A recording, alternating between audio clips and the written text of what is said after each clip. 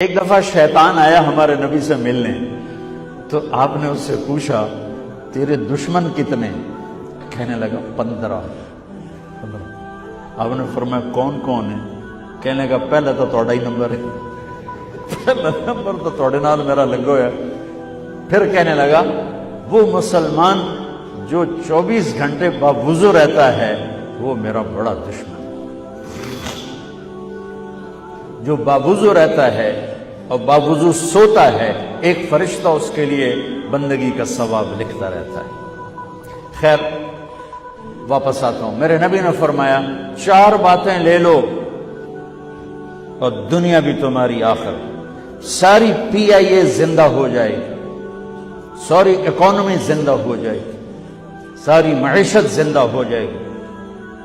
5 بھی نہیں، ایک انگلی بھی آپ نے نیچے کر دی، کہیے بس اتنی لے لو۔ حفظ امانت، صدق حدیث، حسن خلیقت، عفت فی تہمت۔ کیا خوبصورت! ساری زندگی کسی کو دھوکہ نہ دینا، دیانتداری۔ میرے ملک کے ادارے کیوں ڈوب گئے؟ دیانت نکل گئی، کھوٹ آ گئی، دھوکہ آ گیا۔ میرے نبی نے کہا حفظ امانت، کبھی امانت میں خیانت نہ کرنا، صدق حدیث، کبھی جھوٹ نہ بولنا، ہمیشہ سچ بولنا۔ میرے نبی نے فرمایا میرا امتی ہر گناہ کر سکتا ہے، 2 نہیں کر سکتا، ایک جھوٹ کبھی نہیں بولے گا، ایک دھوکہ کبھی نہیں دے گا۔ میرے نبی کی 2 صفتیں ہائی لائٹ ہوئیں، صادق اور بولو کیا ہیں؟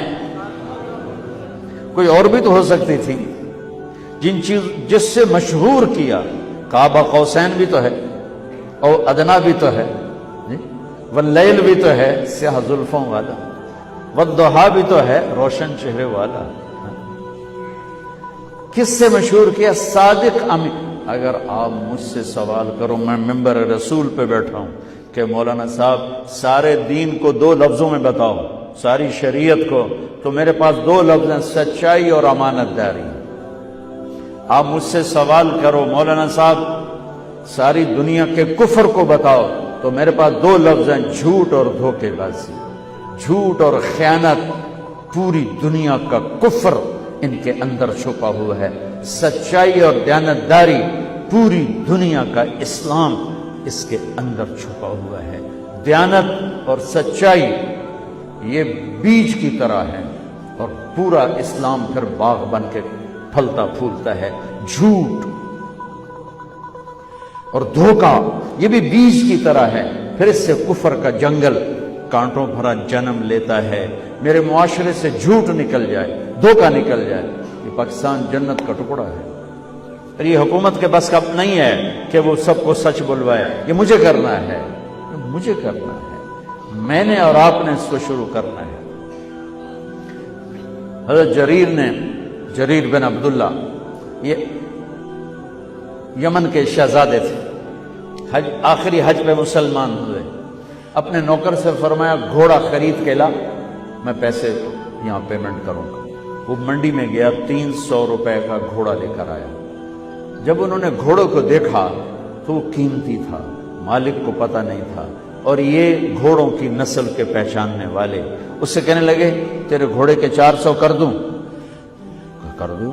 بڑا حیران ہو کے دیکھنے لگا، بھائی کہ آپ تو مجھے چیز خریدنی ہے تو میں گھٹاتا ہوں، اور اجمل نے بیچنی ہے تو یہ اس کی قیمت بڑھاتا ہے، اور یہاں خریدار کہہ رہا ہے 400 کر دوں؟ وہ کہنے لگے کر دوں۔ اور 500 کر دوں؟ کہنے لگا کر دو۔ 600 کر دوں؟ اور وہ تھوڑا گھبرانے لگا، بھائی یہ چکر کی ہے۔ 700 کر دوں؟ 800 کر دوں؟ وہ کہنے لگا حضور تسی لینا تو لو، پر میرا مزہ آتا نا تسی اٹھاؤ، کدی لین والے بھی پیسے بتائے، تسی میں نے 300 دے میں جاواں۔ کہنے کہ اس کو 800 دے دو اور گھوڑا باندھ دو۔ وہ حیران خوشی سے چھلانگے مارتا ہوا گیا۔ تو جب وہ چلا گیا تو نوکر نے پوچھا میں جب 300 میں سودا کر کے آیا تھا تو 500 کس خوشی میں بڑھائیں؟ فرمایا میرے بھائی اس کے گھوڑے کی قیمت 800 تھی، 300 نہیں تھی، اور میں نے نبی کے ہاتھوں میں ہاتھ دے کے یہ وعدہ کیا تھا زندگی بھر کسی کو دھوکہ نہیں دوں گا، سب کی خیر خواہی چاہوں۔ تو بھائیو میرے اداروں میں کس ٹیلنٹ کی کمی نہیں، صلاحیتوں کی کمی نہیں، دیانت کی کمی ہے، قوت عمل کی کمی نہیں، سچائی کی